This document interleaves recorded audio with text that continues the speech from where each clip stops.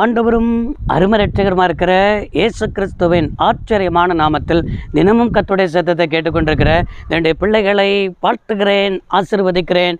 நீங்கள் ஆசீர்வதிக்கப்பட்டவர்கள். இந்த நாளிலும் கூட கர்த்தர் உங்களை பார்த்து சொல்கிற ஒரு வார்த்தை, இயேசுவே நமக்கு முன்மாதிரி என்று ஆண்டவர் சொல்கிறார். நம்முடைய வாழ்க்கையில் இயேசு தான் நமக்கு முன்மாதிரியாக இருக்கிறார். அவரை நோக்கி தான் நம்ம என்ன செய்யணும்னு சொன்னால் பயணம் பண்ண வேண்டும். எபிரேய ஆக்கியோன், எபிரேயர் 12ஆம் அதிகாரம் 1வது வசனத்தில் விசுவாசத்தை தொடக்கினவரும் முடிக்கிறவருமா இருக்கிற இயேசுவை நோக்கி நமக்கு நியமிக்கப்பட்ட ஓட்டத்தில் பொறுமையோடு ஓடக்கடவீர்கள் என்று என்ன செய்ய முடிகிறது, பார்க்க முடிகிறது. நமக்கு நியமிக்கப்பட்ட ஓட்டத்தில் நமக்கு முன்மாதிரியாக இருக்கிறவர் இயேசு கிறிஸ்து மாத்திரம்தான். இந்த உலகத்தில் அவர்களைப் போல, அந்த குடும்பத்தை போல மற்ற குடும்பத்தோடு கூட ஒப்பிடாதீர்கள். மற்ற பிள்ளைகளோடு கூட உங்கள் பிள்ளைகளை ஒப்பிடாதீர்கள்.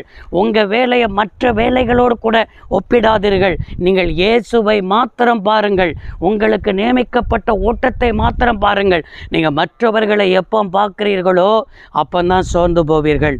மற்றவர்களோடு கூட எப்பொழுது ஒப்பிடுவீர்களோ கர்த்தரை முறுமுறுப்பீர்கள். அவிசுவாசம் வந்துவிடும். பிசாசுக்கு நீங்கள் இடம் கொடுத்து விடுவீர்கள். இன்னைக்கு ஆண்டவர் என்ன சொல்கிறார்? இயேசு மாத்திரம்தான் நமக்கு முன்மாதிரியாக இருக்கிறார். அவரை நோக்கி உங்களுக்கு நியமிக்கப்பட்ட ஓட்டத்தில் நீங்கள் எப்படி ஓடணும்னு சொன்னால் நீங்கள் பொறுமையோடு கூட ஓடணும் என்று ஆண்டவர் எதிர்பார்க்கிறார். பிசாசானவன் நம்முடைய பொறுமையை சோதிப்பதற்கு பல ரீதியில் என்ன செய்வான்?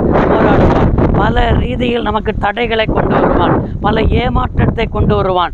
பல ரீதியில் அவச்சொற்களை கொண்டு வருவான். பல காரியத்தை போராடினாலும் நமக்கு நியமிக்கப்பட்ட ஓட்டத்தில் கர்த்தர் பார்த்து கொள்வார்.